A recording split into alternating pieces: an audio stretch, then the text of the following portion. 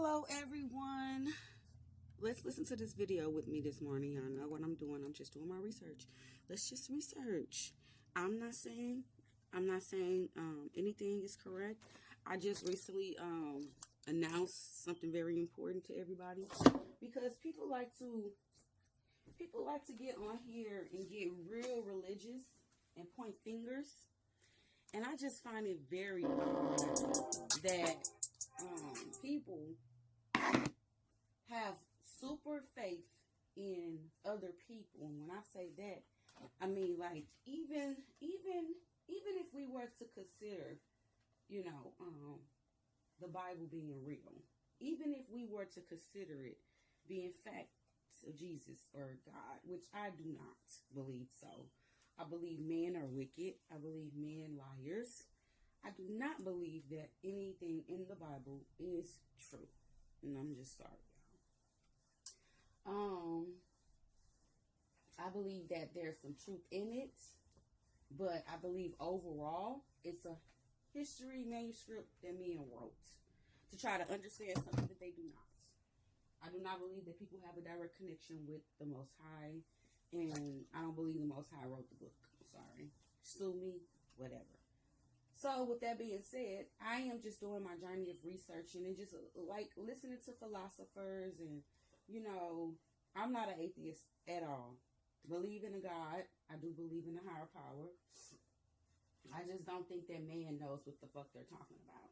And it's so everybody make it where it's like a real thing. Like, oh yeah, it's in the Bible, so it's real. And I personally feel like that is a program, and we have been treated like fucking kids, talked to like that. Like, yeah, you're going to hell. Like, who knows what somebody going? Don't nobody know about nobody going to hell. Yeah, do not got proof that there is a such thing as a hell or anything like that. Nobody fucking has proof. But I do know there are entities around that we cannot see. I know that our eyes do not reflect everything in the world. So I do know about the unseen world. I've actually ran into shadow people myself. I've actually astral projected and was able to actually interact with the shadow being. And they're not pleasant. So I don't understand why everybody make it seem like they know what the fuck they're talking about, because the Bible do not mention these things. They mention, they don't even mention demons per se. They mention evil as Satan, as a, but I don't believe that Satan made evil. I don't believe that. If God is almighty, then he created evil too. I feel like the devil will just be a scapegoat. But anyway, everybody have their fucking opinions. Everybody is right to their opinions. Nobody has the right to force down any type of religion down my throat. If it don't fucking make sense to me, it don't make sense to me. Period. Hey, nobody. I hear people all the time say some vain shit. They'll say, oh, God is so good to me. I get online and I see a couple people who are going through good times. They may have money. They may have got promotions to jobs. And they'll say stuff like, God is so awesome. He's so amazing, right? And I tend to think like, okay, he's good when he's giving you what you want. Okay, but what about when the people who are these children, I just can't understand a God that is that loving but that neglectful. I can't imagine.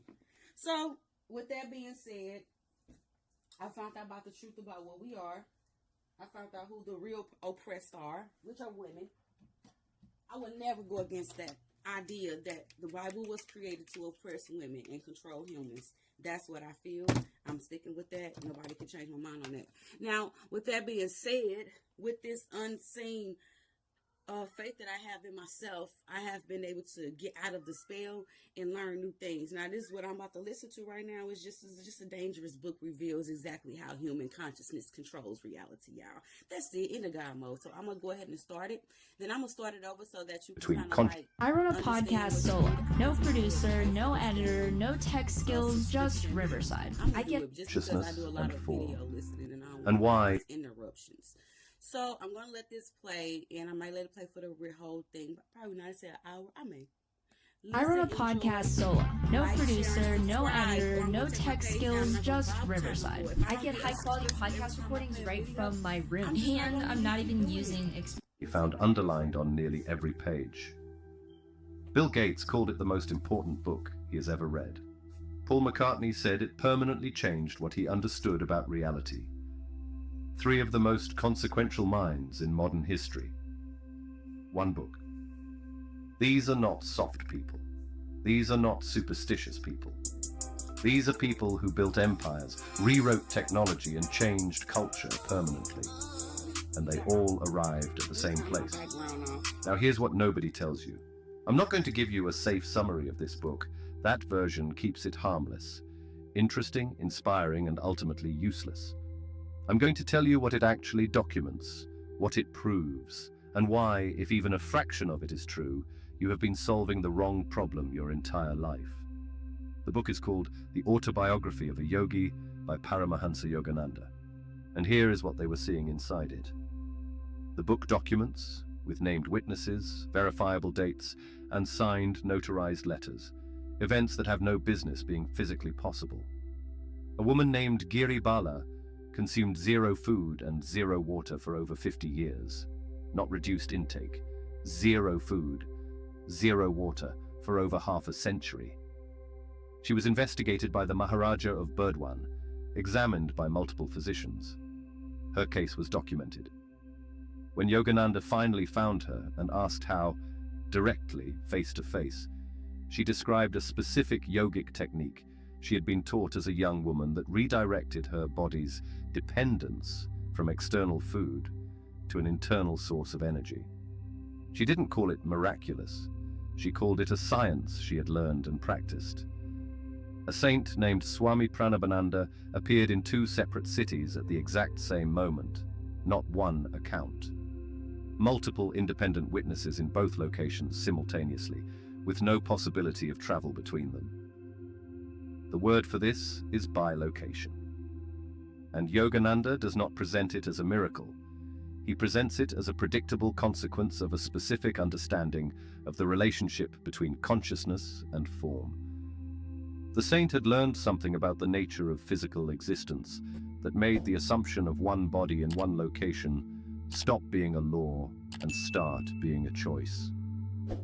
A yogi physically rose off the ground during meditation. Not symbolically, not metaphorically. His body left the earth. Witnesses present. Documented. Yogananda describes it the way an engineer describes a plane taking off, not with wonder, but with the matter-of-fact clarity of someone describing a result they expected from a process they understood. And then there is the event that has never been explained away. Yogananda's own guru, Sri Yukteswar, died. His body was taken to a mortuary. What happened in the days that followed was documented by the mortuary director in a signed, notarized letter that was subsequently published and reported in Time magazine. The body showed 0 signs of physical decay. Not slowed decay, 0 decay, for 20 days. That letter exists. It is not disputed. It has never been refuted. It simply sits there, in the record, unexplained. Now here is where most people make the critical mistake. When they encounter evidence like this, they do one of 2 things. They dismiss it as fraud or they mystify it as miracle. Both responses are identical in their effect. Both let you stay exactly where you are. Both prevent you from asking the only question that actually matters. What if it's neither? What if these events are not fake and not miraculous, but simply the documented results of a science that most of the world abandoned before it could understand it? Yogananda treated them exactly that way. He said, "Here is what happened. Here is the mechanism behind it. Here is the ancient framework that predicted it 2,000 years before it was witnessed. And here is why it is repeatable by anyone willing to do the work." That framework is the Yoga Sutras of Patanjali, written approximately 2,000 years ago. 196 verses, and encoded inside those verses, with the precision of a technical manual, is a complete map of the relationship between consciousness and physical reality. Patanjali did not call these events miracles. He called them siddhis, perfections, natural outcomes. He listed them the way a chemistry textbook lists reactions, not as wonders but as predictable consequences of understood processes applied correctly. He described levitation with the same clinical language he used for concentration. He described living without food with the same matter-of-fact tone he used for breathing. He described bilocation as a natural extension of a sufficiently developed understanding of the self. His central claim, the claim that every tradition from Hermetic Egypt to Zoroastrian Persia to Taoist China was pointing at independently, from completely different directions, using completely different language, is this: physical reality is not the foundation. Consciousness is the foundation. Physical reality is downstream, and a consciousness that has been trained to sufficient depth can alter what appears downstream in ways that the untrained mind can only categorize as impossible. That's the claim. And the question I want you to sit with right now, before we go any further, is not whether you believe it.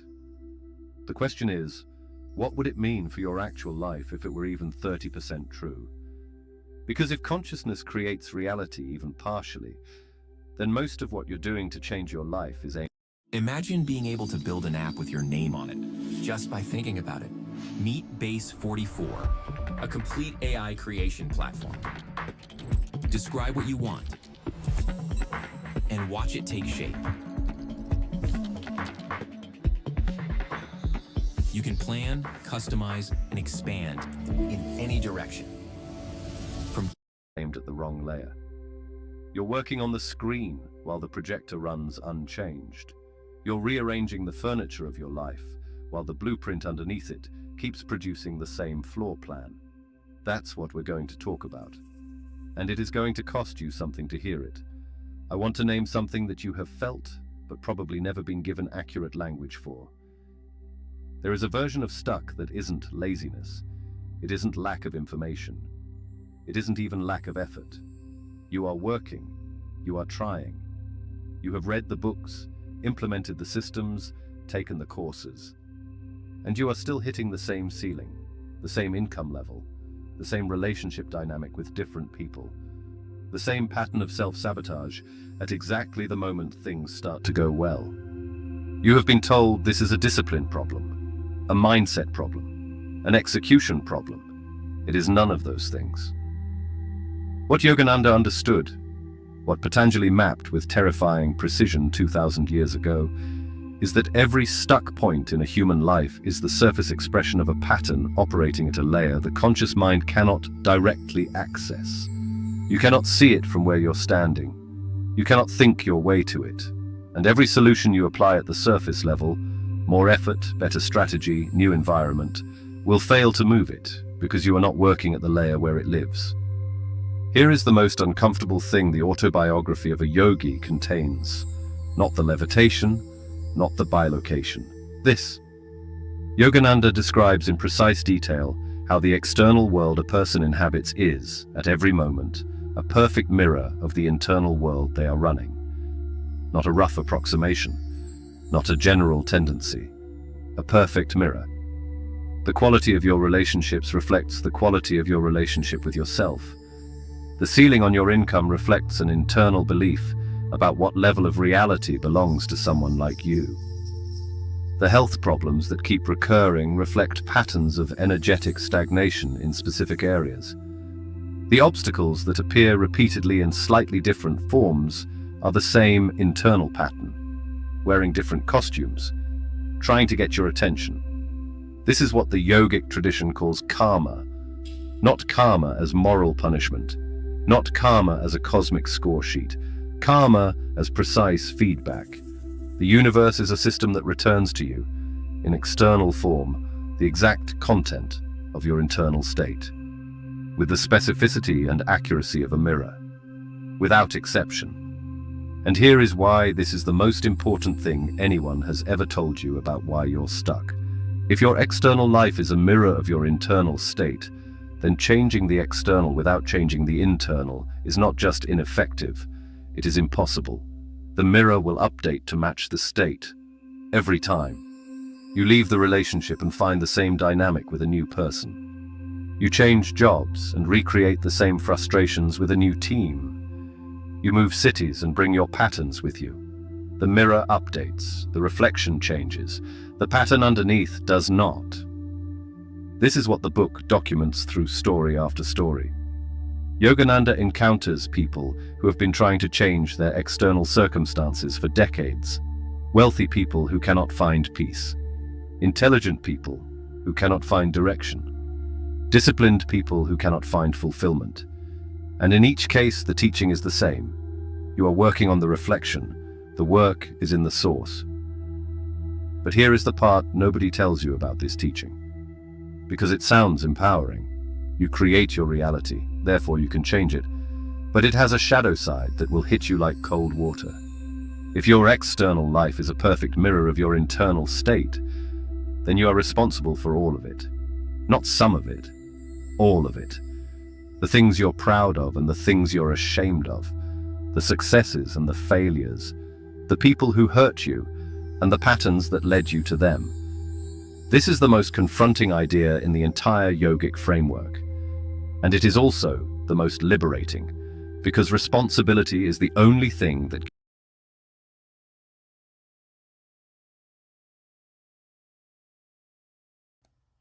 responsibility, it's the only thing that matters.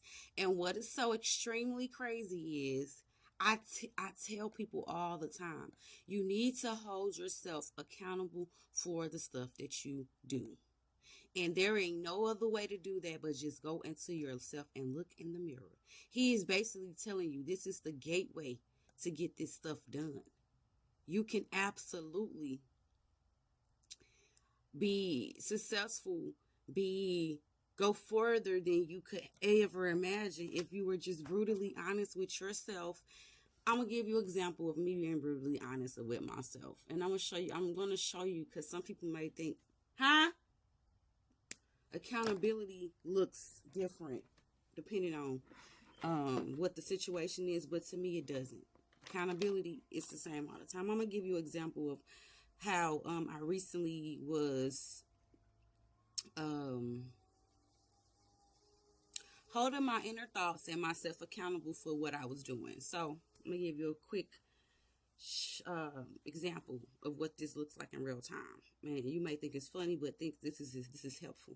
So somebody called me and was like, they're moving into a new house, and they called me and they were like, oh, I need to borrow $500 because I want to pay the deposit for this house. And I did not want to loan them the money. I don't think that they're responsible with money. And I didn't feel like that my money should be on the line to help them when they're not responsible. But they had such an emergency. It's for a house. So how could I tell them no, right? So instead of me saying no, I looked at the property they were looking at, and I thought about the situation that person was in. And I felt like the decision to move into their house, their apartment, their complex was not smart on their behalf for several reasons. They have a background that they really cannot move anywhere. So I basically was trying to convince them that that's not a good place to move. And the reason why I was telling them that, it was because I didn't like the apartments, but I also didn't want to loan my money. And I had to tell the person, I read it off what I said.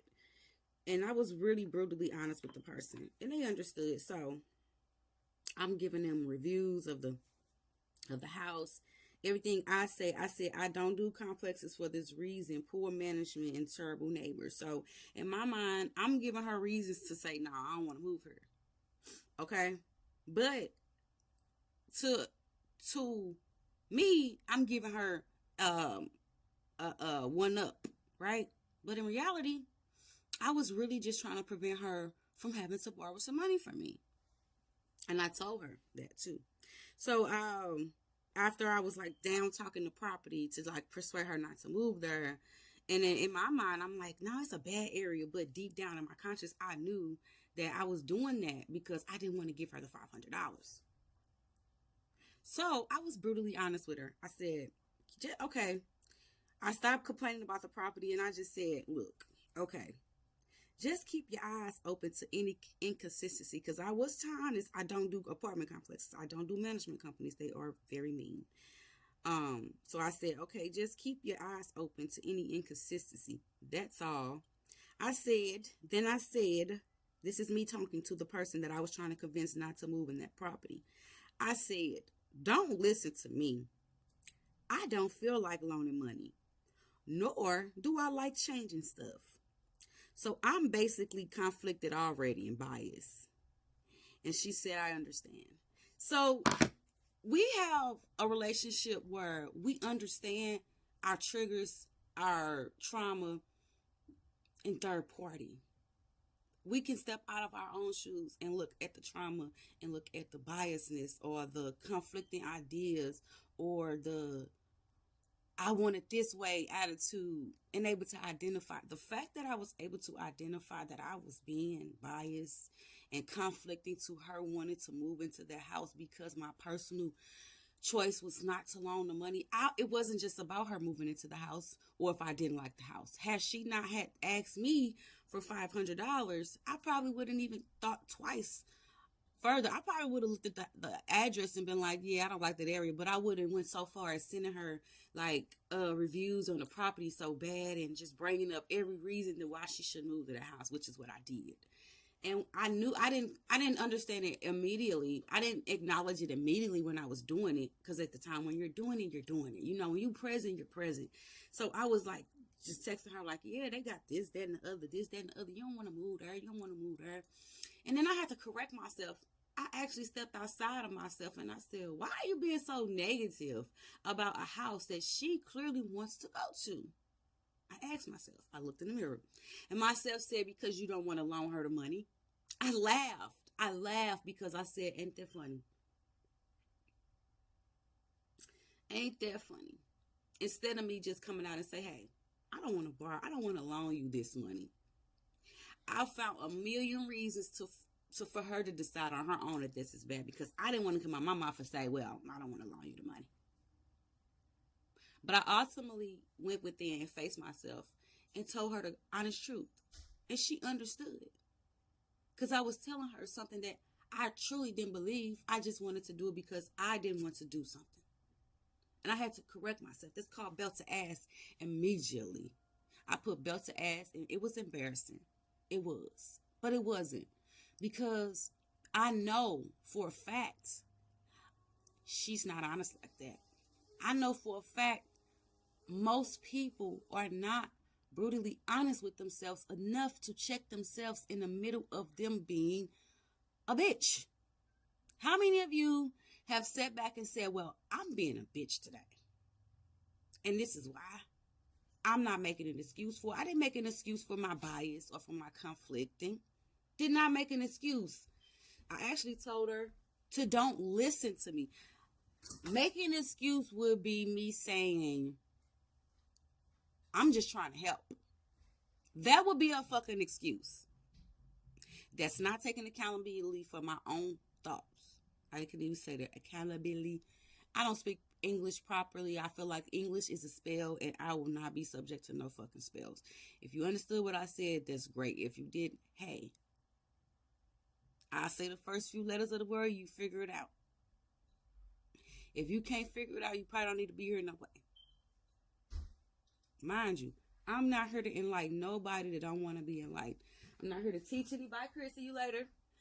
Have a good day. I'm not here to teach anybody something they don't want to hear. Anybody got something negative about the stuff I say, you can say all the negative I encourage you. Because the fact that you said anything is enough for me.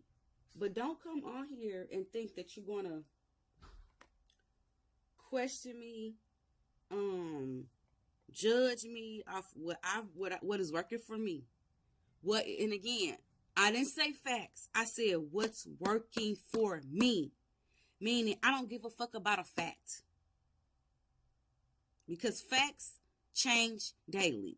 It was a fact that you could unalive a slave and not go to jail. That was a fact at one point. This is why I don't do fucking facts. That's why I don't do laws, because that shit changes depending on who's looking at it or who's in charge. I do real shit, and that's conscious. The conscious is real. Facing your shadow is real. Being brutally honest with yourself is real. Okay? There ain't no way around that shit. And this is my point. I was literally brutally honest with her, and it felt good. Y'all do not understand. That very moment of me telling her how I truly feel, what it really is, it literally gave me the courage to be honest with myself going forward. Anytime situations occur and I disagree, or if I have anything that I need to get off my chest, I can absolutely have no problem saying it because it's my truth. I did not have a problem telling her, that I was not happy about her decision. I did not have a problem with telling her that I absolutely do not want to share my money with you. I had no problem with telling her, don't listen to me. Most people like to make themselves seem like they are the smartest. They are making the right choices, that they cannot be wrong. The mere fact that I told that person, don't listen to me. Like, it's a figure of speech for sure, but it's a real ass way to say, hey, I'm using my emotions right now. I'm conflicted with my own feelings. I'm self-projecting. I'm projecting my own interests on you and making it seem like it's a fact in your life. Don't listen to me. And I ain't mean to go on a rampage with that, but I was just trying to show y'all what being brutally honest with yourself look like. I'm so fucking honest with myself. I tell myself when I am being a bad person. Everybody is a bad person one day. If you go around every day thinking that you just a good person and all your decisions is right and you only just mean good and you are the one who don't do nothing wrong, you always will be a fucking victim. I'm not a victim. I orchestrate my life. I am controlling my destiny. I don't believe in fate. I believe that whatever you do, whatever you believe in, you can achieve. So there ain't no such thing as fate. Because I can change that shit depending on how I feel. Okay? And I'm close to God because I'm a woman. God brings life. I bring life. Okay? I feel like the world is really in shambles because they don't honor women like they supposed to. We honor men, but we don't honor women. I feel like priests should be women. It should not be men. Men are led too much by their physical abilities than their inner abilities. Most men don't go within. Okay, they allow women to do all that. They call that shit sensitive. So I find it really odd that we have male priests and pastors over churches when men never really dive deep. They don't even birth children. How can you lead an organization when you don't even birth a life? That's just my theory. I feel like the world would be a better place if it was a matriarch and not a patriarch. Now let's listen to this video. Gives you power. The moment you accept that the source of your circumstances is internal, you gain the ability to change them in a way that no amount of external effort could ever give you. Most people will not accept this. It is too confronting. It is easier to maintain that the world is doing things to you, that the ceiling is the economy, or the competition, or the timing, or your background. These explanations feel true because they contain surface evidence, but they are not the cause. They are the reflection. The cause is always upstream. And Patanjali spent his entire life mapping exactly how to get there. I need to stop and tell you something about Patanjali that almost no one in the Western conversation about yoga ever mentions. Patanjali was not a spiritual teacher, in the way we use that term today. He was a scientist, a systematizer. Tone, why should people join us on April 23rd through the 25th for the AI Advantage Summit? Because I know you know AI is important. You might feel a little overwhelmed. You might just be using it. A man who took the accumulated experimental results of thousands of years of inner investigation by hundreds of yogis across multiple traditions and encoded them into 196 verses with the precision and economy of a mathematical proof. The Yoga Sutras is not a spiritual text. It is a technical manual. It describes specific inputs, specific processes, and specific outputs. It describes the equipment required, the conditions necessary, the stages of development, the obstacles that arise at each stage, and the results that are inevitable when the process is correctly applied. Patanjali does not say perhaps, or in some cases. He says, do this under these conditions for this duration, and these results will follow, inevitably. The same way a physicist says, apply this force to this mass for this duration, and this acceleration will result, inevitably. The central discovery, the thing Patanjali is building the entire system around, is this. The human mind, in its ordinary state, is running an enormous amount of energy through a very small and very noisy processing system. The surface mind, what you experience as your thoughts, your reactions, your planning, your worrying, is like a generator running at full capacity, while most of its output is being lost to heat. Most of the energy generated by your consciousness is leaking into reaction, into rumination, into the constant low-grade static of a mind commenting on everything it encounters.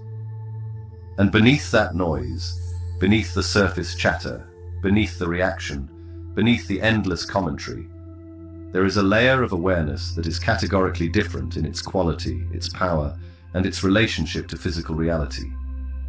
Patanjali calls this deeper layer Purusha, pure consciousness, the witness, the field of awareness that underlies all experience without being defined by any of it. And his entire system, the 8 limbs, the practices, the stages, is a precise protocol for making your way from the surface noise down to that deeper layer. Here is why that matters. The surface mind, the noisy, reactive, commentary-generating mind, has a specific relationship to physical reality. It experiences reality as something that happens to it. External events occur, the mind reacts. Circumstances arise, the mind responds. The surface mind is fundamentally at the effect end of reality. Things happen and it processes them. The deeper layer, the Purusha, the pure awareness, has a completely different relationship to physical reality. It is not at the effect end. It is, in Patanjali's framework, at the causal end. The field of pure awareness is not downstream of physical reality. Physical reality is downstream of it. This is the inversion that changes everything. And before you dismiss this as mysticism, consider what quantum physics has been saying for a century. The observer effect, the experimentally verified, repeatedly confirmed, cannot be explained away discovery that the act of observation changes what is observed at the quantum level, is not a metaphor. It is a measurement. The act of conscious observation literally alters the behavior of physical particles. Reality, at its most fundamental level, is not independent of consciousness. It is responsive to it. Patanjali knew this 2,000 years before the double-slit experiment. He had mapped it, not theoretically, but empirically, through thousands of experiments conducted by people who had trained their consciousness to the level where the relationship between awareness and physical reality became directly observable. The siddhis, levitation, bilocation, living without food, reading minds, knowing the future, are not the goal of the system. They are the evidence. They are what happens when a consciousness has been trained deeply enough that the boundary between the observer and the observed becomes fluid. They are the extreme end of a spectrum that begins with ordinary improvements in perception, intuition, and the ability to direct one's life, and extends in people who have gone all the way to phenomena that have no framework in ordinary physics. Yogananda documents them not to impress you. He documents them as proof of concept, as evidence that the spectrum is real, as a demonstration that if the extreme end is possible, and he provides documented, witnessed, notarized evidence that it is, then the ordinary end of the same spectrum is not just. The fact is, we've come here right now. Millions of us lightworkers have incarnated on this planet right now. It's possible for you. It is available right now, today, with the correct practice.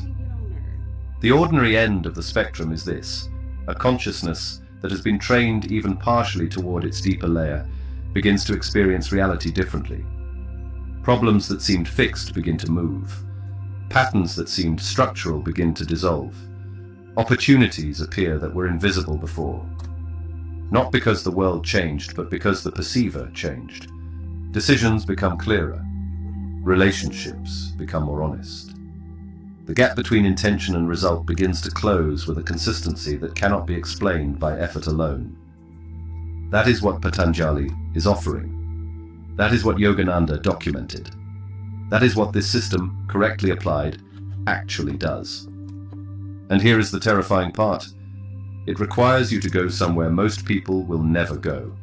Not somewhere exotic, not somewhere distant, somewhere immediately available and almost completely avoided. Somewhere inside yourself that is deeper than your thoughts, quieter than your reactions, and more real than anything the surface mind has ever shown you. Most people will not go there, not because it's difficult, though it is, because going there means encountering what you've been running from. And what you've been running from is the actual source of everything that isn't working in your life. That's the cost. That's always the cost. Clarity is free. What you'll find in the clarity is not. I'm going to give you the specific discoveries from the autobiography and the Yoga Sutras that nobody in the mainstream conversation ever talks about. The ones that, once understood, make the popular self-help conversation look like people arguing about furniture arrangement in a burning building. Secret 1. Your thoughts are not private. In the autobiography, Yogananda documents repeated instances of yogis reading the thoughts of people around them with precision, not vaguely sensing emotion, reading specific thoughts. He describes his own guru, Sri Yukteswar, correcting him for thoughts he had not spoken, sometimes thoughts he had barely formed. He describes saints who, upon meeting a stranger for the first time, named specific memories, specific fears, specific patterns the person had never shared with anyone. Patanjali encodes this as a siddhi in the Yoga Sutras, direct knowledge of another's mind. He describes it. Hold on. I gotta listen to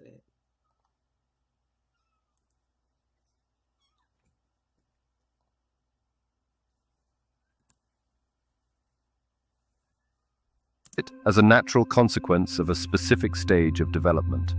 The same way eyesight is a natural consequence of having functioning eyes. A faculty that becomes available when the noise level of your own mind drops below a certain threshold. Here's what that means for you. The people around you are receiving your internal state, whether you express it or not. Your anxiety in a negotiation is legible. Your doubt in a sales call lands before you speak. Your resentment in a relationship transmits whether or not you say the words.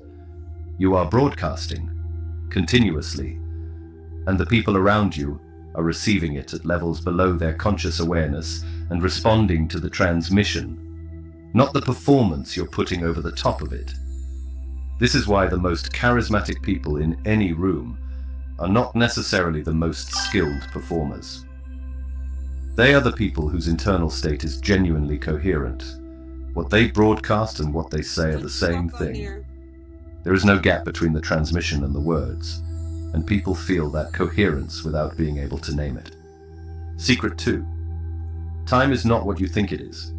In the autobiography, Yogananda documents yogis who knew the future, not vaguely, specifically. His own guru told him, years before it occurred, exactly what a major life event would be and the date it would happen. It happened on that date. This isn't presented as prophecy in the religious sense. It's presented as a consequence of accessing a layer of reality where linear time is less binding than it is at the surface level. Patanjali encodes this too. Knowledge of past and future is listed as a natural outcome of samyama, a specific advanced practice, on the sequential nature of time. He describes it with the same clinical language he uses for everything else. This result follows from this practice, expected, repeatable. The practical implication for your life is this. Every significant outcome in your life was preceded by a period of internal preparation, or internal obstruction, that determined the result before the external circumstances were even visible. Listen up, parents. Want to start building generational wealth and happiness for your children in less than 10 minutes? Well, The business failure that seemed to come from nowhere was preceded by months of internal misalignment that was broadcasting the result before the event. The relationship that ended was preceded by patterns that made the ending inevitable before either party consciously acknowledged it. Your future, right now, is being determined by the internal state you are running today, not mostly, entirely. Secret 3. The body is not solid. One of the most difficult events in the autobiography to dismiss is the appearance of Sri Yukteswar to Yogananda after death. Not a vision, not a dream. Yogananda, the internal state you are running today, not mostly, entirely. Oh. Secret 3. The body is not solid. One of the most difficult events in the autobiography to dismiss. Yogananda was fully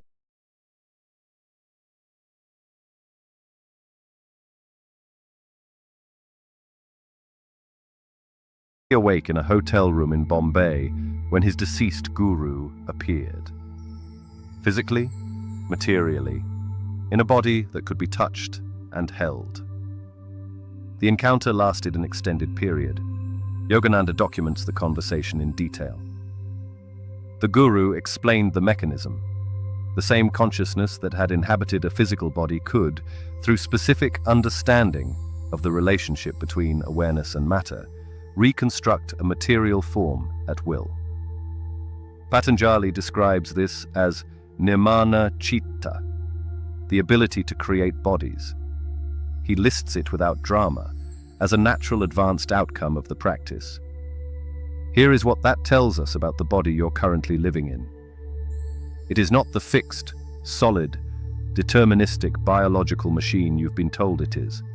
It is, at its deepest level, a pattern of energy held in a specific configuration by a pattern of consciousness. Change the consciousness pattern deeply enough, and the energy configuration changes with it. This is not metaphor. Spontaneous remissions from terminal illness, documented, witnessed, medically inexplicable, are not anomalies. They are data. They are low probability but real events where something in the consciousness pattern of a person changed profoundly enough that the physical pattern updated to match. Yogananda documents healing after healing throughout the autobiography. Not through medicine, through a direct intervention at the causal level. The healer didn't the body. The healer accessed the consciousness pattern generating the physical condition and changed it upstream. The body updated downstream. This is the mechanism. It is documented, it is witnessed, it is real. Secret 4. Energy is the currency of reality, and you're spending yours on nothing. In the autobiography, Yogananda describes in detail a practice called Kriya Yoga, a specific breathing and meditation technique that his lineage had preserved and transmitted for centuries. He describes it as the most powerful technique available for accelerating the development of consciousness. Babaji, a figure in the lineage described as having maintained a physical body for centuries through specific practices, told Lahiri Mahasaya, Yogananda's grand guru, that Kriya Yoga was the same science Krishna had described to Arjuna in the Bhagavad Gita 5,000 years earlier, and that Christ had taught his apostles privately after the resurrection. This single claim, that the same inner technology runs through Krishna, Christ, and a living yogi in 19th century India, is one of the most extraordinary in the entire book. Not because it's romantic, because it suggests that something very specific and very precise has been known, preserved, and transmitted continuously for at least 5,000 years. And that what most of the Western world has received of these traditions is the outer shell, the ritual, the doctrine, the institutional form, while the inner technology was transmitted privately to people who were prepared to use it. What is the inner technology? At its core, it is this. The human energy system has a direction. In ordinary life, energy flows outward, into sensation, into reaction, into the senses, into the world. This outward flow generates the experience of being a person in a world of circumstances. It generates the feeling of being subject to reality rather than the source of it. Kriya Yoga, and the broader system of practices it belongs to, reverses this direction. It draws energy inward and upward, through the spine, through the chakra system, toward the higher centers of consciousness. And as the energy moves in this direction, the relationship between consciousness and reality begins to shift. The practitioner stops experiencing themselves as subject to their circumstances and begins experiencing themselves as the source of their circumstances. Not as a philosophy, as a direct, felt, unmistakable shift in the quality of consciousness itself. Secret 5. The guru is not who you think. One of the most misunderstood aspects of the autobiography, and of the yogic tradition generally, is the role of the teacher. Western readers tend to read the guru relationship through the lens of authority, dependency, or religious devotion. They miss what it actually is. Yogananda describes his relationship with Sri Yukteswar in terms that are specific and illuminating. The guru's function is not to give you information. It is not to give you practices, though practices are given. The guru's function is to transmit a state of consciousness directly, to give your own deeper awareness a direct encounter with what a fully developed version of itself looks like. This transmission functions like a tuning fork. When a tuning fork at 440 Hz is struck next to a string tuned to 440 Hz, the string begins to vibrate without being touched. The resonance is direct. The transmission is real. This is why Yogananda describes being changed by his guru's presence before any teaching occurred. The state. You can beat cancer and still lose everything. Or you can have a little known policy that puts up to $400,000 in your pocket if you're ever diagnosed with cancer. The state itself was transmissible. The advanced consciousness in proximity to the developing consciousness raises the frequency of the developing consciousness directly, bypassing the ordinary mechanisms of learning entirely. The practical implication: environment is not background. The people you spend time with are not neutral. They are active, continuous, powerful transmissions of a specific quality of consciousness. The person whose internal state is chronically anxious, contracted, and small transmits that state to everyone in their proximity. The person whose internal state is genuinely expanded, clear, and aligned transmits that state. You are being shaped continuously by the field of every person you spend significant time with. This is not metaphor. This is the mechanism Yogananda describes in technical detail throughout the book. Secret 6. Sleep is a state of samadhi you're entering accidentally every night. This one stopped me completely when I first encountered it. Yogananda describes samadhi, the deepest state of meditation, the state in which the boundary between individual consciousness and universal consciousness dissolves, as structurally related to deep sleep. The yogis describe deep dreamless sleep as an unconscious version of the same state the advanced meditator enters consciously. In both states, the surface mind goes offline. In both states, the individual sense of self dissolves. In deep sleep, this happens accidentally, without awareness, and the person wakes up refreshed but with no memory of the state and no development from it. In samadhi, it happens consciously, with full awareness, and the person returns from it permanently changed. The difference between an ordinary night of sleep and a session of deep meditation is not the state itself. It is the quality of consciousness entering the state. When a trained, developed consciousness enters the deep silence, it encounters what's there with awareness. It can work in that space.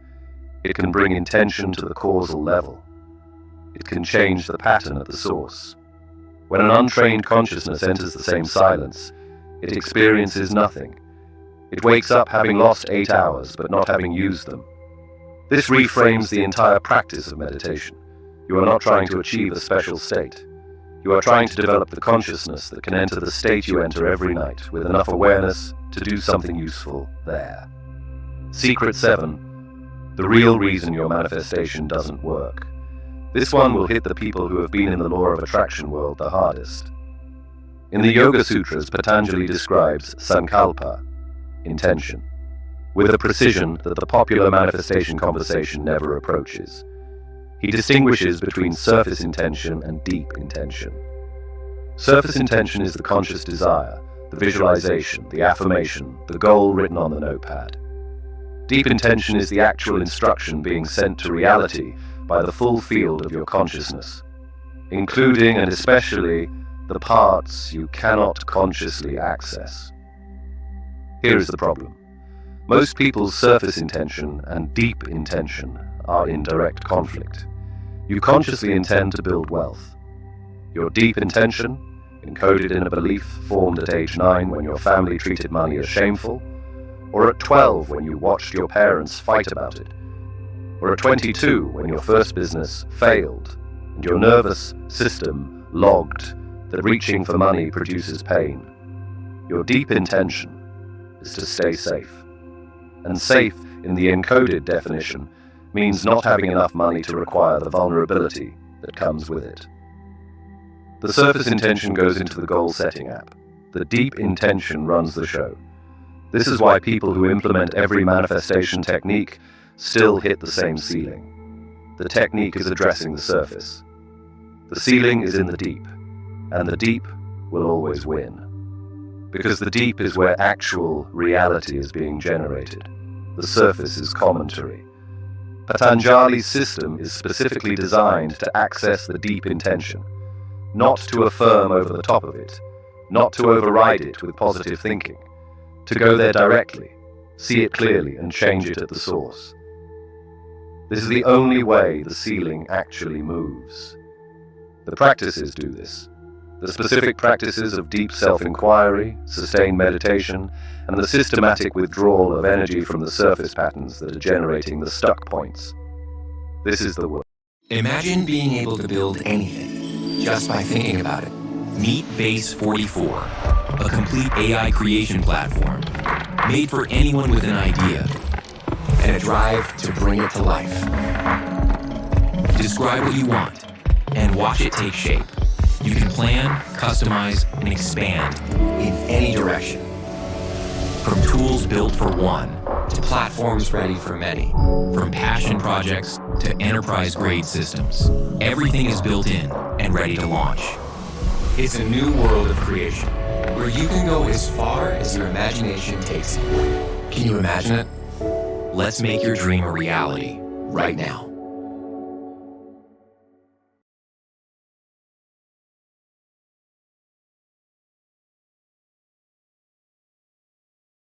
The police officer at the scene told me to never sue the driver who crashed into me after my car accident.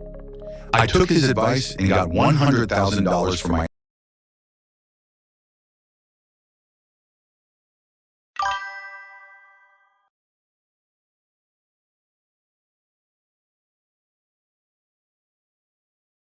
work. It is not glamorous, it is not fast, and it is the only thing that actually works. There are 2 ways to move through life. Patanjali names them, Yogananda demonstrates them, and almost everyone you have ever met is using the wrong one. The first is personal intention. The force of your individual will apply to a desired outcome. I want this. I will make it happen. I have a plan. I will execute the plan. I will measure progress. I will push harder if I'm not getting results. This is how most of the achievement culture runs. It's the energy of the person who gets up at 5 a.m. and posts about it. The person who outworks everyone and measures the result every Friday. The person who treats every setback as a reason to apply more force. This mode of operating has real results, up to a point. Up to the precise limit of your personal energy, your personal leverage, your personal ability to see and plan. And when you hit that limit, and everyone hits it, The only tool you have left is more of the same thing that already isn't working. The second mode is what Yogananda calls outer intention, and what Patanjali encodes in the concept of Ishvara Pranidhana, surrender to the universal intelligence. And this is where the teaching will lose most people if I don't explain it carefully. This is not passivity. This is not giving up. This is not pretending not to care about results. It is the recognition, not philosophical, experiential, that there is an intelligence operating in reality that is orders of magnitude larger, faster, and more capable than the individual mind. It built the universe. It runs every biological process in your body without you managing a single instruction. It is coordinating right now, in this moment, more variables simultaneously than the most powerful computer on Earth could calculate in a millennium. And it is not external to you. It is the deeper layer of you, the Purusha, the field of pure consciousness beneath the surface noise. Personal intention is the wave trying to move the ocean. Outer intention is the wave recognizing it is the ocean and drawing on that recognition to move. The practical difference is enormous and immediate. When you operate from personal intention, the energy you bring to a goal is entirely self-generated. You are the engine, and you are a finite engine. You deplete, you plateau, you burn out. The results you achieve are bounded by your capacity to generate and sustain force. When you operate from outer intention, when you have done enough inner work to access the deeper layer and act from there, the energy you bring to a goal is not self-generated. It comes through you. You are not the engine. You are the channel. And the source feeding through you is not finite. The results accessible from this mode of operating are not bounded by what your individual mind could plan or your individual will could sustain. Yogananda documents this in almost every chapter of the autobiography through examples that seem like coincidence until the pattern becomes unmistakable. The right person appears at the exact necessary moment. The exact resources required manifest from unexpected directions. Obstacles dissolve before they fully form. Not because the yogi is lucky, because the yogi has learned to operate from the layer of reality where these things are coordinated. And operating from that layer puts you in alignment with a force that is not subject to the limitations of personal will. Here is the paradox you must understand to access this. The outcomes available through outer intention are vastly larger than anything personal intention could achieve. But they are not available to personal intention. They require the one thing personal intention cannot produce by force: genuine surrender of the outcome, not performed surrender, not strategic detachment, genuine, real, bone-deep release of the specific form the result takes. This is the teaching of the Bhagavad Gita that Yogananda returns to repeatedly throughout the book. Act with full commitment. Give everything to the process, and release the fruit of the action completely. Every time you grip the outcome, every time you check whether the money has arrived, monitor whether the person has responded, measure whether the progress is fast enough, you have contracted back into personal intention. The channel closes. The larger force goes offline. You are back to running on your own engine, which is finite, which depletes, which hits the ceiling that personal will always hits. The result shows up when you stop monitoring. What's up, y'all? I'm Percy Miller, Master P, and I want to tell y'all, social media, physical products, digital products, it's the way of the future. If you want to grow your business, log in right now with us. Me and Spectacular is going to help you take your business to the next level. Just click the link right now and join the movement. Monitoring for it. Not because reality is playing games with you, because the monitoring itself is the obstruction, the mental construct of the gap, the space between here and there that you're anxiously measuring, is the thing standing between you and the result. Remove the gap, and the result arrives. Not as a reward for spiritual compliance, as the natural consequence of removing the obstruction. This sounds simple. It is the hardest thing most people will ever attempt. Because personal intention is not just a strategy. It is an identity. The person who makes things happen through force is who you believe you are. Releasing that, even experimentally, feels like perishing. Because at the level of the small self, the constructed identity, the ego, it is in a sense exactly that.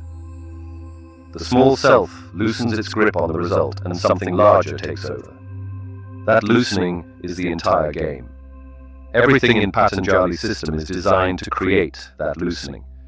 Every practice is, at some level, an exercise in releasing what the small self is gripping. Every stage of development is characterized by a deeper layer of grip releasing. And at the end of the path, in full samadhi, in the state the advanced yogis inhabit, the grip is entirely gone. What remains is pure awareness in perfect alignment with the larger current. And from that alignment, reality is not influenced, it is generated. Everything we've covered, the mirror of karma, the two intentions, the deeper layer of consciousness, the specific discoveries in the book, is pointing at a single mechanism, the one that determines everything else. Identity, not your personality, not how you present yourself, not the story you tell about who you are, the deep, structural, below-conscious bedrock assumption about what kind of being you are and what level of reality belongs to you. Patanjali calls this asmita, the I-making faculty, the deep mechanism that constructs the sense of a separate self. And the autobiography makes clear through story after story that the fundamental work of every yogi is at this level. Not on behavior, not on strategy, on the self that the behavior and the strategy are coming from. Here is the mechanism, and it is exact. Every external result in your life is a projection of your identity. In the technical sense, a film projector projects an image onto a screen. The screen is passive. The film generates the image. Your identity is the film. Your life is the screen. The image on the screen, your income, your relationships, your health, your recurring patterns, is the exact projection of the film currently running. You can change what's on the screen without changing the film. New job, new relationship, new city, new strategy. The same image will reproduce because the same film is running. This is why the patterns persist. The lottery winner who is broke within 5 years is not irresponsible. Their identity, the film, is calibrated for a specific level of financial reality. When the external jumps beyond what the film projects, the system restores equilibrium. The screen reverts to the image the film generates. The yogic tradition names this with language that doesn't have a direct English equivalent. There is the jiva, the individual constructed self, the wave, the identity formed by experience, conditioning, and the accumulated weight of every conclusion the nervous system has drawn about what is real and what is safe. And there is the Atman, the universal self, the ocean, the field of pure awareness that is the actual deepest nature of every human being without exception. The jiva believes itself to be separate. It experiences itself as a finite individual in a world that is external to it and largely indifferent to its desires. This belief, not a philosophical belief but a deep somatic, structural belief encoded in the nervous system, is the source of every limitation you experience. The ceiling on your income, the pattern in your relationships, the stuck point in your creative work, these are all, at their root, expressions of the jiva's belief in its own separateness and limitation. The Atman, the deeper self, has none of these limitations. It is not separate from reality. It is the field from which reality emerges. It does not experience ceilings because it is the intelligence that runs the system. It does not experience scarcity because it is the source from which all forms emerge. It does not experience powerlessness because it is, in the yogic framework, the actual engine of physical reality.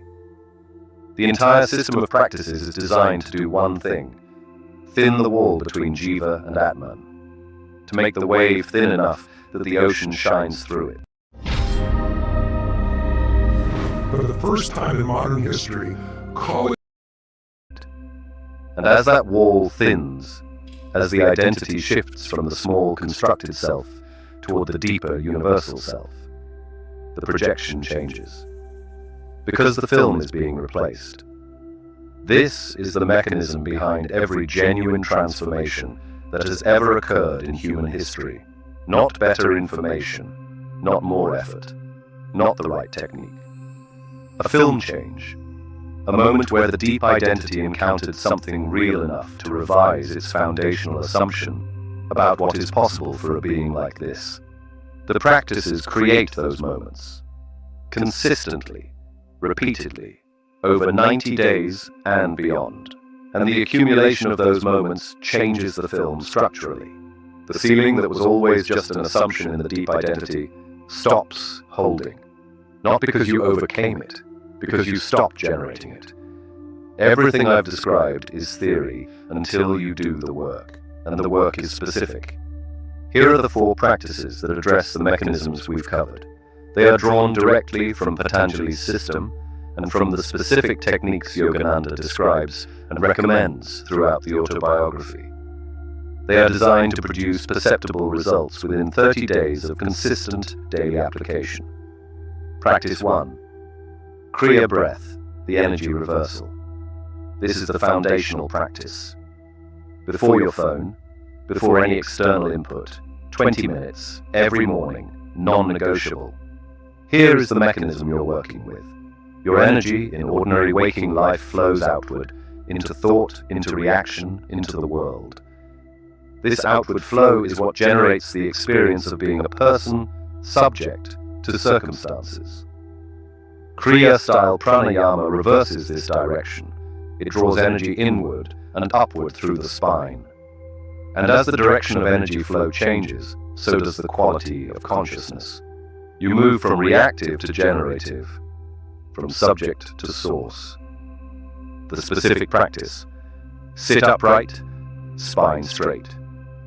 Inhale deeply for a count of 6, feeling the breath rise from the base of the spine upward through the crown of the head.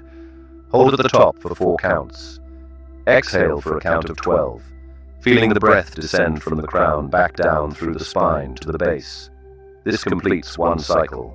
Do 12 cycles. This is not just a breathing exercise. It is, as Yogananda describes, a direct intervention in the energy system. You are manually redirecting the current.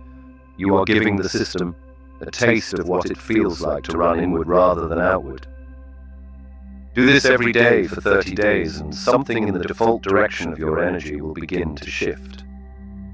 The reactive quality of ordinary experience will begin to decrease.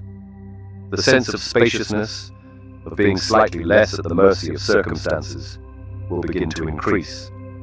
This is real. This is the mechanism working. The final 5 minutes of the 20. Absolute stillness. Eyes closed. No technique. Just witness whatever arises without engaging with it. This is the beginning of pratyahara, the withdrawal of the senses, which is the gateway to everything deeper in the system. Practice 2. The Karma Mirror. Every evening, 30 minutes, paper and pen, no phone, no music.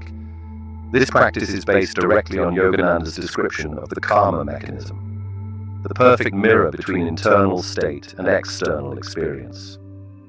You're going to use your external life as a diagnostic tool to map your internal patterns.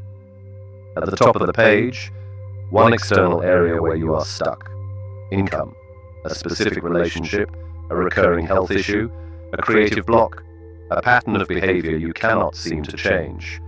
Then you write the question: if this is a perfect mirror, what is it reflecting? And you write, without censoring, without managing, without defending.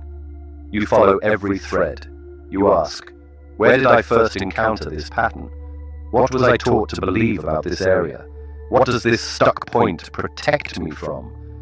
What would I have to give up believing if this changed?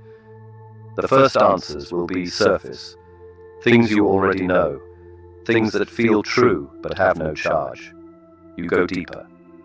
You stay with the question. You do not stop until you find the belief that has charge, the one that makes you slightly defensive to look at directly, the one you would prefer not to see. That belief is the film. That is what is generating the reflection you've been calling your circumstances. Seeing it clearly does not automatically change it, but it makes changing it possible. What lives in the dark runs you automatically. What you can see clearly, you can begin to work with. 30 days of this practice, and you will have a map of your internal architecture that most people never develop in a lifetime. Practice 3. The transmission practice. Yogananda makes a specific claim in the autobiography about the effect of the advanced yogi's presence on people around them. The transmission is real, the field is real. Your internal state is broadcasting and people are receiving it. This practice turns that understanding into a daily tool. Once per day for 20 minutes, you enter a public environment, a coffee shop, a workspace, a train, and you consciously hold a specific internal state, not a performance, an actual state. You sit in the felt sense of genuine expansiveness, clarity, and goodwill. Not manufactured, not forced. You access it through the breath, through dropping the internal commentary, through deliberately releasing whatever you were gripping before you entered. Then you observe what happens around you, how people respond to your presence, whether the quality of interaction shifts, whether strangers make eye contact differently, whether conversations open or close. You are training two things simultaneously: the ability to access and sustain a chosen internal state in an external environment without being pulled into reaction, and the ability to observe, with the detachment of the scientist, the effect of your internal. It's so easy to become a podcaster with Riverside. First, go to Riverside and open an account. When you're ready to record, just hit rec to capture high-quality audio and video, all from the comfort of, well, anywhere. Even if the only camera you have is on your phone. With Riverside, you'll still look like a pro. The equipment doesn't matter. You'll get a professional-looking podcast using anything you already have at home. When it comes to editing, it's truly idiot-proof. Even with zero experience, you can create content like an experienced editor using Riverside's AI tools and intuitive editing features. Get transcriptions automatically and use them to edit just like a doc. Or use the chapter timeline, which makes it easier to skim and scan. Ready to share? It's okay if you don't have an audience yet. Everyone needs to start somewhere, and Riverside has the perfect tools to help you reach them, like live streaming or automated social clips using AI to create engagement on YouTube Shorts, TikTok, and Instagram Reels. Your podcast really is just a click away with Riverside. Just bring your idea, and we'll do the rest. Try it now. It's free.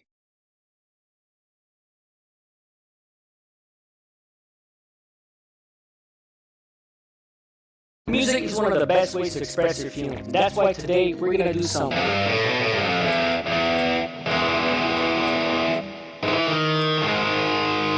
We gotta make it more distorted with some amps to make it really feel like a guitar.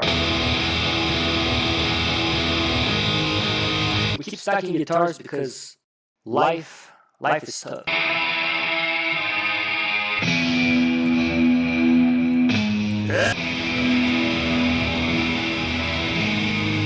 Let's do the bass. To make room for the bass, we gotta cut the lows. So we're gonna do a 40 Hz. If you can't hear the difference, it's because state on the external world around you.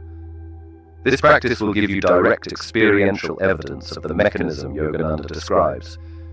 You will see in real time that your internal state is not private. It transmits, it affects, it shapes what is returned to you from the environment. And once you have seen this directly, the entire yogic framework stops being theory and becomes data. Practice 4. The weekly Sankalpa. Once per week, 1 hour. Sankalpa is the Sanskrit word for intention, but the deep kind, not the surface wish. The bone-deep whole system commitment that originates from the Atman rather than from the Jiva. Here is the distinction Patanjali makes that the modern manifestation world misses entirely. A surface intention is generated by the small self and aimed at a specific form. This amount of money, this relationship, this recognition. A deep intention is generated from the deeper self and aimed at a direction, alignment with what is true, expansion of consciousness, genuine contribution. The small intention fights against the current. The deep intention moves with it. For 60 minutes you work on clarifying your deep intention, not what you want in specific form. What direction is genuinely yours? What you would build and create if the outcome were guaranteed? What you would do if you stopped trying to prove something to anyone? What is the thing that, when you imagine being aligned with it, produces not excitement, but a kind of quiet recognition? A sense of course. That's it. That's what I'm for. Write it. Refine it. Hold it. And then, this is the critical step. Release it. Completely. Write explicitly. I release attachment to the specific form this takes. I release the timeline. I release the need for it to look the way I imagine. I commit to moving in this direction with everything I have, and I release the result to the intelligence that actually runs things. Then sit in stillness for 10 minutes and genuinely let go. This practice, done weekly, recalibrates the fundamental relationship between your individual will and the larger current. It prevents both the burnout of pure personal intention and the paralysis of pure passive waiting. It trains the effort-surrender balance that Patanjali identifies as the essential condition for genuine results. And over time, it does something that nothing else can do. It moves the source of your actions from the jiva to the Atman, from the wave to the ocean. Let me tell you what actually happens when you do this work. Not the sales pitch, the honest account. Days 1 through 10. Resistance. The breath practice will feel mechanical. The karma mirror will produce surface answers you already know. The transmission practice will feel self-conscious and strange. The sankalpa practice will feel vague.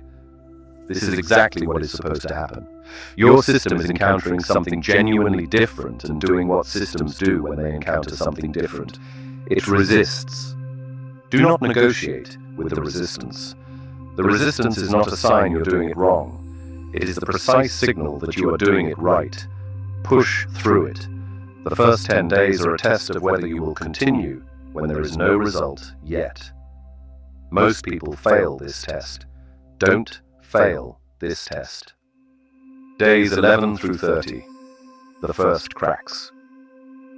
Something will happen in this window that you cannot explain by coincidence. A conversation that opens an unexpected door.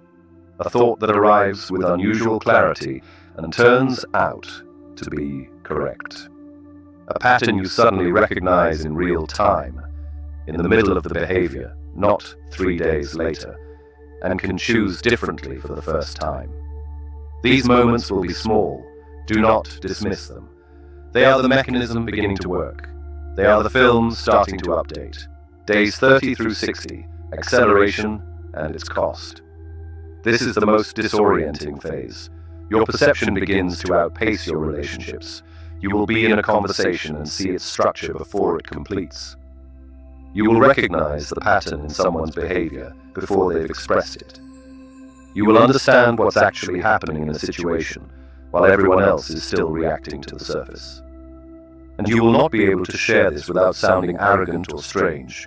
This is the cognitive loneliness Patanjali calls viveka khyati, the clarity of discrimination. It is the price of seeing accurately. It is not negotiable. Some relationships will not survive this phase. And y'all know I had to speak on this part because this is the part that I am dealing with. Knowledge that I have, I don't get to make friends anymore. No friends. No. I am isolated. I am alone. But I'm happy there because isolation brings clarity and focus and true love of self. So I'm not upset about it. I'm just flowing with it. I'll find one person that I can connect with on every level. I know for a fact I will find somebody that I could connect with on every level. It's just a matter of time. Um, but this is important. When you go within, it causes one to leave the outside world. And everybody is in the outside world. Everybody is in the outside world. If they're not anywhere, they're in the outside world. But when you go on the inside of yourself and you start talking a different language, self-love looks very much different when you go within. Knowledge looks different when you go within. Everything looks different when you are going within. And this is my point of saying we got to stop letting outside forces determine or control our reality. If you are thinking that you have to go through Jesus Christ to get to heaven, you will always suffer the consequences of what's going on within yourself that you have not checked. And this is my whole reasoning for saying looking in the mirror is the most important thing you could ever do in your life. Not have children, not get a good job, not be married. None of that shit matters if you don't do any inner work. You can have all of those things and lose all of it if you don't do the inner work. This is why people who are married get divorced. They do all the scripts, but they don't do any inner work. And then they go to church.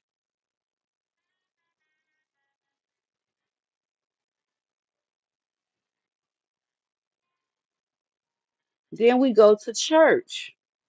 And in church, it just solidifies the idea that you don't really have control over your destiny. And you a conscious being that causes chaos. What people don't understand is evil and chaos run together. When you are confused, you can become evil. When you don't know which way to go, no clarity leads to chaos. Chaos leads to evilness.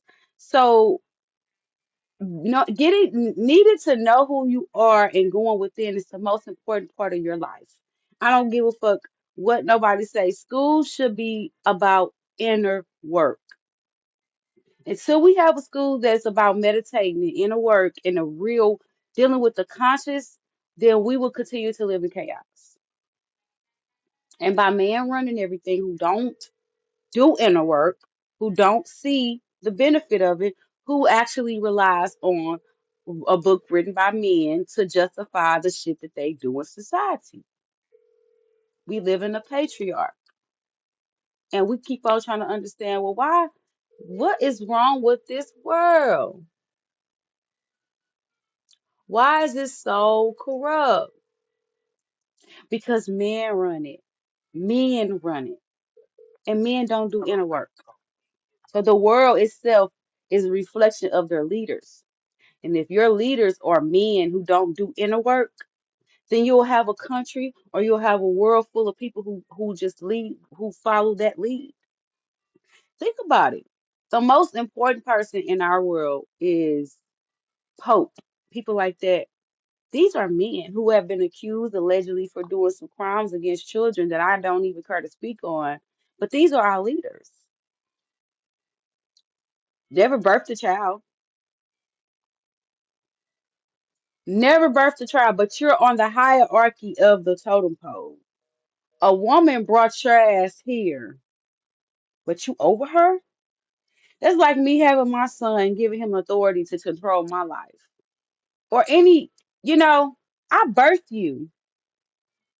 You don't got the authority to tell me what to do. Why do we make laws about women's body when a woman's body and her choice to do what she want with it was the reason why your ass exists? And this is like the conversations that everybody don't want to talk about, even want to acknowledge. You know, they want to sit back and act like this shit don't exist. Or this sacred, this genuine idea that if women ran the world, it would be fucked up. I highly disagree. Women are too intuitive. Women actually know what it takes and have the girth and the wisdom to carry a body in its body to completion and bring it in life without any selfish desires, but just to see this life form. Like people are mad at me because I don't believe the scripts that they believe. I don't believe it. It's bullshit.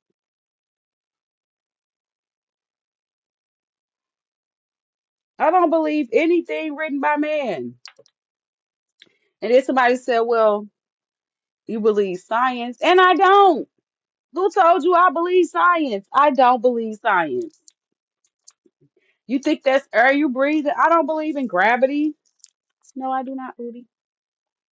I don't believe nothing. People tend to feel like if you don't take this script, I take no script. None. I don't believe in none of this shit. In my mind, none of this shit is real. In my mind, I'm sleepwalking. I'm in a dream right now. This is what I have came to the conclusion with my conscious because I know we are all one. And by us being separate, this is a fake thing. The idea that we are separated from each other is not real. We are a collective conscious that has been split into pieces, put into bodies. I believe the conscious is one, just like Lucy. Lucy noticed that her cell was divided, and this is what causes people to disconnect. This is what causes matter to deform. When you are disconnecting with self, you create matter. You get it now? You think that's are you breathing?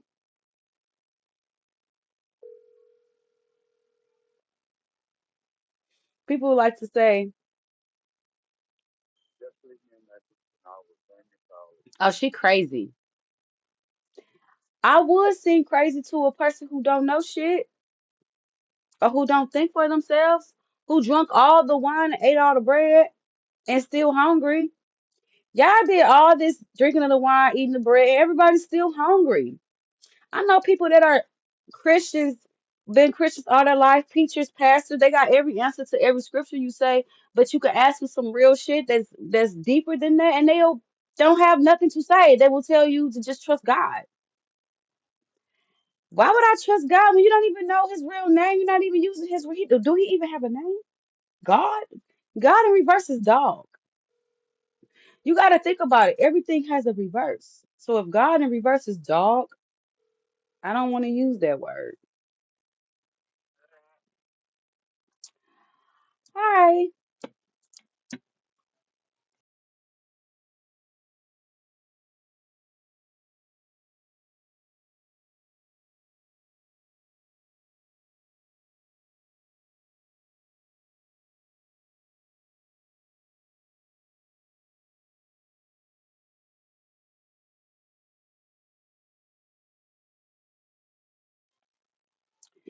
I had to take a call, y'all. But see, and my point is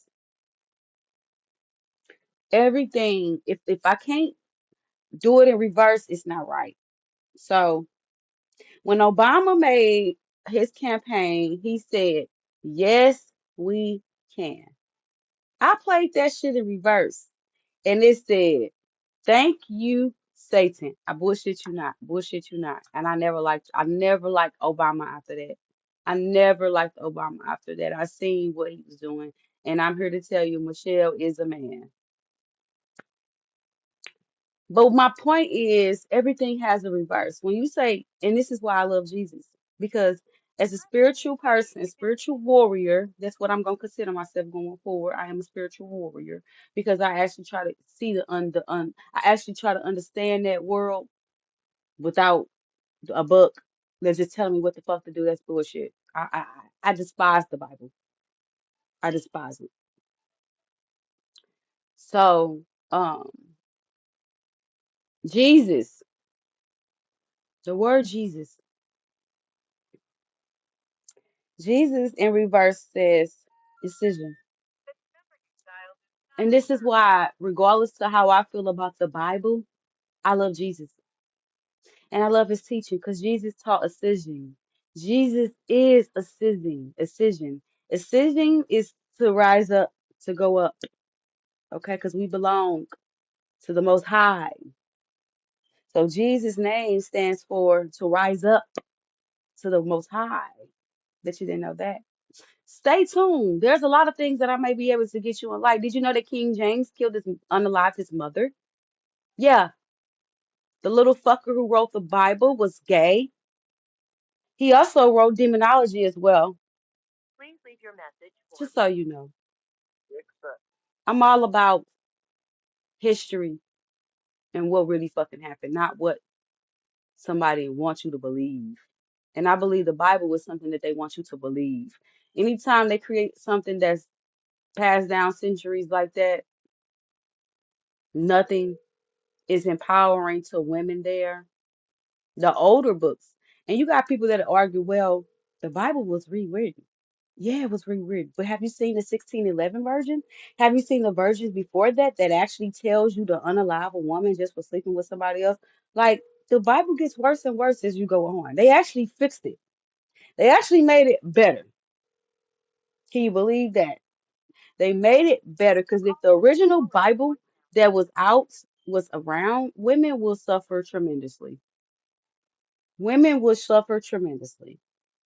I'm not showing my face today. I don't feel the need to show my face today. I feel like it brings the wrong attention sometimes. I get audience that says like weird stuff to me like shake it, bounce it.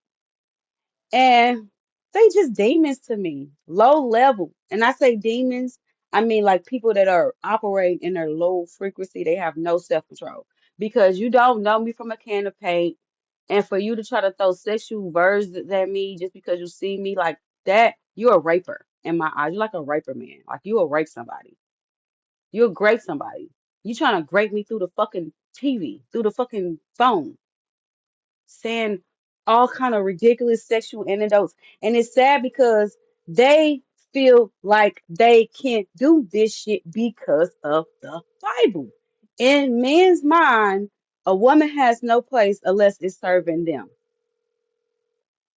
And I can honestly, truthfully say this because I've seen many men treat women like a fucking tool. Hold on 1 second, y'all. So everybody that's on this TikTok, I know y'all cannot hear me. I want y'all to understand. I know you cannot hear me. This is intentionally. I don't want you to hear me. I want you to click the link on my bio and I want you to go to my YouTube and I want you to watch this live with me because I'm on live on YouTube. You can hear my voice on YouTube. This is intentional. Have a beautiful day.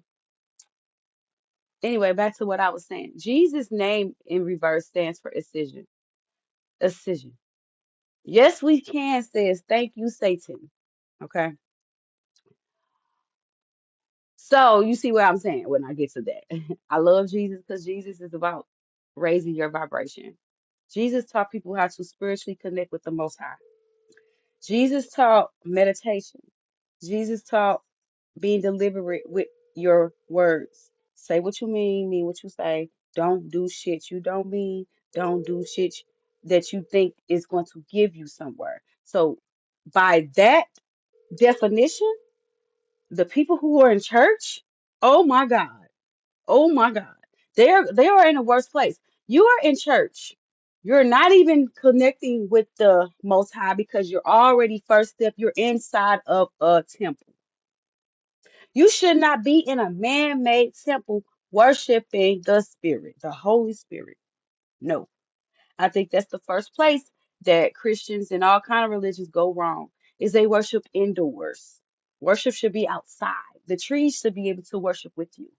If you are worshiping the right entity, then the trees should be involved. The grass should be involved. All animals should be involved. But when we worship indoors and we cut all of that shit out and we actually beg for forgiveness. And if we pay a tithe, then that is our ticket to heaven. That is the worst shit that you can do to your soul. Is to go to church, pay a tithe, and believe that by doing things that you don't care to do is going to give you a ticket to heaven. That is technology at its best. And again, this is not a religious topic. I just wanted to intervene with the conversation that they're having on my live, and it's about the fact that this information will cause you to not have people in your corner that understands you. People will disrespect you for your knowledge. People will um unalive you because you think differently than them. The movie Matrix was basically that. Just because I don't want to believe what you want to believe, I gotta lose my life. That's how Christians think. And this is why I don't do that. A lot of religions, especially Christians and Baptists, say, oh, well, you don't believe in Jesus, you going to hell. I think that's the stupidest shit in the fucking world. I cannot even believe I was in that shit. I cannot believe that I took that as face value and actually believed in it to the point where me myself were actually and I was in a mindset of, you know, condemning people too at times when they didn't agree with what I was saying because I had an understanding of the Bible, and Jesus again Jesus is the scapegoat of the Bible. They know that the word Jesus helps people, so they made sure they put him in the Bible so that he can have the official. It's kind of like, see, this works. I'm gonna let the video finish playing because it looks like we have about 6 minutes left. Oh, yeah, 7 minutes. Not because you become better than the people in them, because shared reality is the foundation of I'm just gonna make it go connection. back just a little When bit. your reality is strange, There. this is the cognitive loneliness Patanjali calls. Okay, there. Your perception begins to outpace your relationships. You will be in a conversation and see its structure before it completes. You will recognize the pattern in someone's behavior before they've expressed it. You will understand what's actually happening in a situation while everyone else is still reacting to the surface. And you will not be able to share this without sounding arrogant or strange. This is the cognitive loneliness Patanjali calls Viveka Kyati, the clarity of discrimination. It is the price of seeing accurately. It is not negotiable. Some relationships will not survive this phase, not because you become better than the people in them, because shared reality is the foundation of connection. When your reality shifts and theirs doesn't, the connection strains. Some will break. Let them. The connections you'll form on the other side of this development. This game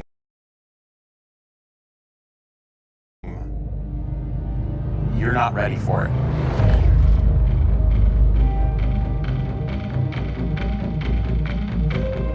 Will be unlike anything available before it, because they will be built on genuine recognition, rather than the comfortable shared unconsciousness of people who've never questioned the surface together.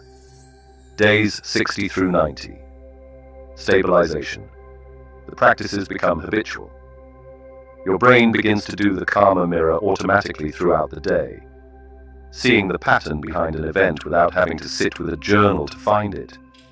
The breath practice drops you into a different quality of consciousness in minutes, rather than fighting you for 20. The transmission practice shows you consistent evidence of the mechanism. The Sankalpa practice begins to show results in external reality that are too specific and too well timed to dismiss. And then the real costs arrive. The comfortable numbness goes. Every technology of modern life, the phone, the screen, the noise, the busyness, is, at its root, a technology for not being fully present to the fact that you're alive. This practice dismantles it. You will feel more. Joy sharper, loss sharper, the ache of wasted time sharper. The felt sense of being alive increases, and it includes everything. This is not a side effect. This is the point. Your certainty will diminish. You will stop being sure about things you were previously certain of. Fixed positions will soften. This feels like loss of clarity, but is actually gain of accuracy. Reality is not binary. The mind that can hold complexity without collapsing it is more powerful than the one that was comfortably certain about a simplified version of things. And the loneliness, it is real, it is ongoing, it is the price of clarity, and it does not fully go away. But here is what Yogananda promises, and what I've found to be true. On the other side of that loneliness are the people who have done this work. And when you find them, you will not have to translate. You will not have to perform. You will not have to manage the gap between what you're actually perceiving and what is safe to say. The relief of that connection is almost physical. Those relationships are rare. They are worth everything the path costs to reach them.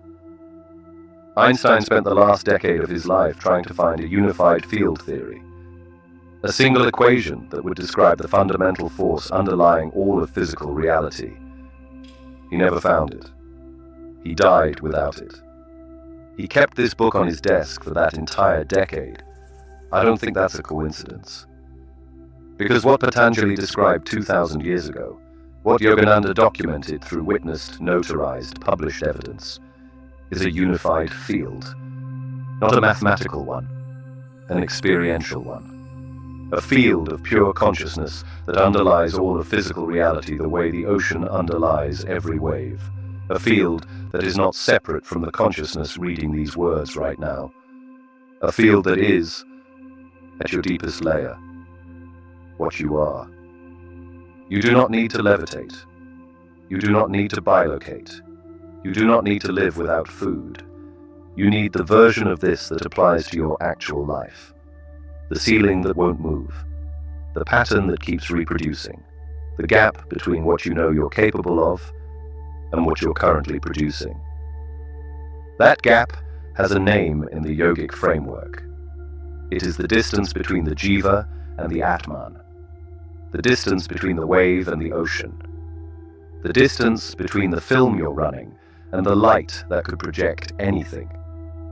Closing that distance is the only work that actually changes anything, and it is work that almost no one in the popular conversation is pointing you toward, because it cannot be sold in a course, it cannot be completed in a weekend, and it does not produce the kind of quick, visible result that builds a large following quickly. It produces something else. It produces, slowly and then suddenly, a life that was not available to the version of you that started. Patanjali says the results are inevitable, not possible, not likely, inevitable. For the person who applies this science with full commitment and genuine surrender, the outcomes will arrive with the same certainty that water flows downhill when the obstruction is removed. You are the obstruction. The practices remove it. The only question that remains is the one that has been waiting underneath everything in this video since the first minute. Are you going to go to the depth where your actual life is waiting for you? Or are you going to find this interesting? Feel something move in you briefly, and then return to the surface where it's comfortable and nothing changes. You already know which one you're going to do. The only question left is whether you'll be honest about it. Now you have a choice. You can't pretend you didn't hear this. You can close this video right now. Go back to your ceiling, your recycled patterns, your comfortable stagnation. Keep working harder on the wrong layer of reality. Keep solving the reflection instead of the source. Nothing will change. You already know that. You've known it for a while. Or you can decide right now that you are done operating on the surface of your own life. If that's you, do two things. Subscribe. Not for content, not for entertainment, as a contract with the version of you that already knows this is the work that matters. Then drop 3 words in the comments. I choose death.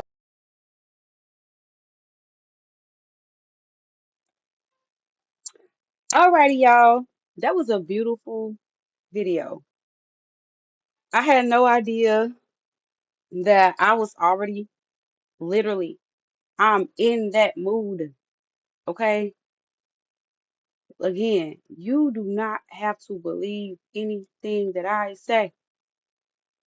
I am just another human who knocked on the door and got some answers. You are more than welcome to interpret this stuff as you would like. You're more than welcome to comment, share, add your own input because I did try to explain my reasoning for playing the video and how I applied the same knowledge in my life and how it has helped me. That's all I want to do. I want the people who are disregarded to understand that even when you come from my background, where I've been through, the things that I've done, there was a fate for me at one point. I changed it. And you got to probably change yours too. So if you enjoy these moments, please like, share, and subscribe. Go make content. If you don't like it, tell me why. All you gotta do is say something, Lay. Say something, Lay.